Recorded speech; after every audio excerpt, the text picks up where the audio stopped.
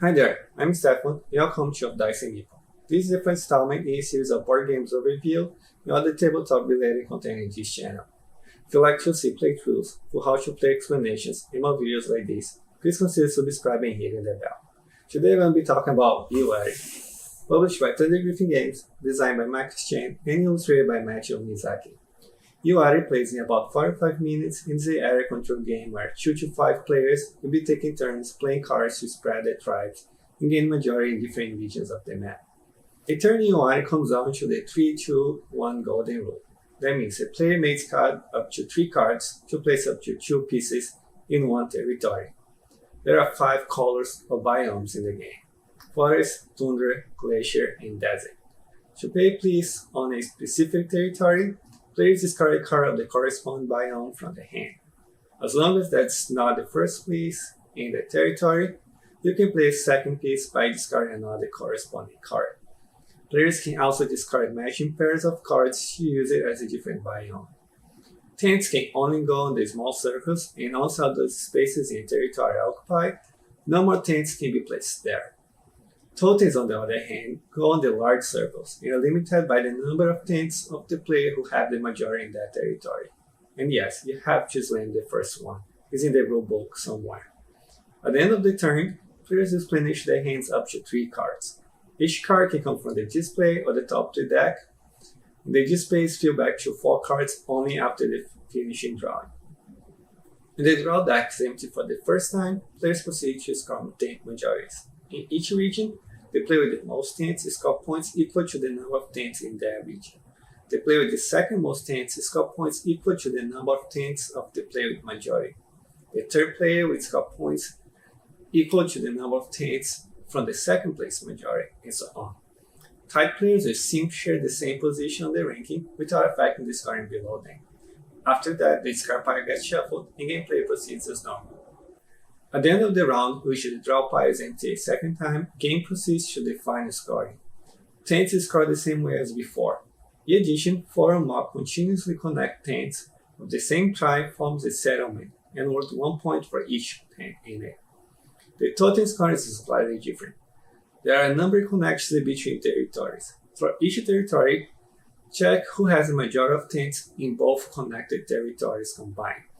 That player score points equal to the total number of tents, then the player with the most points is the winner. Scoring can be modified by feats. Those are optional, and players can include as many as they wish in each game. The first player to accomplish a specific task places the corresponding feat on the board. The double scoring from that territory or connection, and multiple feats on the same area just add up to the multiplier value. The Kickstarter Deluxe Edition includes extra feats with more unique rules, such as canceling other feats. The Deluxe Edition also includes expeditions, more boards, and additional biome. Expeditions are like feats, but instead of adding multipliers, the players that accomplish it first score points directly. For each game, we use 3 random ones. The extra biome is Void, or as I like to call it, Kurupira's evil sister.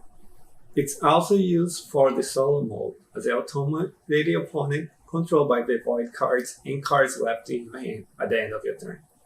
Certain boards also use the void pieces, even allowing up to 6 players. And now that you have an idea of how the game is played, let's head over to my final thoughts. We start with the components and aesthetics. Overall, everything is great. The cardboard punch-out is pretty standard, nothing over the top. Personally, I would have preferred if the cardboard was a little thicker, but its function is so minimal that it does not detract from the production quality feel. All the wood pieces are nice. Each color has a unique tint design, but they're just different enough for each other that add to experience without taking away from the cohesiveness. Also, should point out that the regular version only has the feats as screen printed. The cards have line finish, which a lot of you may appreciate. The thickness and density of the cards also feel good. I do have a small issue with the size though. If you're a sleeper like me, first I want to acknowledge you're paying for making card games 20% more expensive. Second, I want to acknowledge the pain that is to sleep not necessarily card size. You ought to use French tarot size. Those are not that hard to find, but options are a little scarce, and there is a good chance that you might have to buy online or special order from your local store. But the real selling point here is the totems. They add a lot to the table presence of this game, doing a great job in complementing the beautiful artwork and vivid colors. They have this nice rubberized plastic texture that's super satisfying to fiddle with. The wash that is also included in the basic version brings out all those little nice details. I think the red panorama is the best. Some players may have a hard time distinguishing the orange and yellow totems.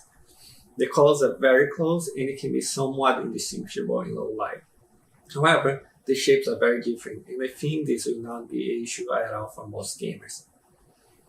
Now, even though the artwork and table presence are great, the mesh is not that much. This is an abstract area control game in its core. As a result, there is very little correlation between game mechanics and theme. The background story is that our tribes are exploring, meeting other tribes, and exchanging knowledge. There is no real explanation behind gaining points for controlling territories or building totems. So if you're someone that really like thematic reason and game mechanics correlation, URI may be a pass. Its predecessor, Web of Power or China, might be a better fit in this case. And although abstract, I think the game plays solid. I have a lot of considerations throughout the game. Do I secure my lead? Do I sneak in new territory? When can I afford to make a move that gives them in-game points? All those little things add up to meaningful choices most of the time. I attribute these to how tense the score and the total placement cap rules. It is very tempting to just go placing things all over the place and secure as much majorities as possible. But doing that makes space for other players to secure totem spaces before you, always sneaking in just a couple of things to score almost as many points as you. I like this tension. The feats raise this tension even more. It creates that push and pull in between making efficient turns and just making sure to gain control over the feats placements. They can turn negligible points difference into real game changers. Principally, the totem ones, since only one player scores each connection. Replayability is also not bad, but if your game group equates replayability to variety, then not so much. The box only comes with 2 maps and there are no variable setup steps other than shuffling the deck. Feats can mitigate this a little bit, but only if you choose to not add all of them, and the possible combinations only go so far. Certain connections on the map are blocked depending on the player count, but generally, pro plays is the best way to play. There's just enough play interaction with some amount of board state stability in between turns. The next best player count is 2, but the game plays quite differently. Players use leftover cards in their hand to play for a third neutral player. You can use it in your favor to block your opponent, but also have to be careful to not give it too many points and have it win the game instead.